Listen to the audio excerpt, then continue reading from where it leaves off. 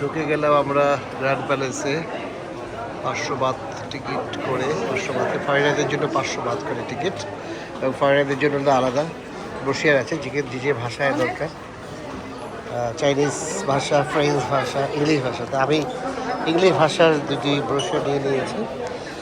এই হলো গ্র্যান্ড প্যালেসের ভিতরকার অবস্থা। অসাধারণ অসাধারণ সব স্থাপনা।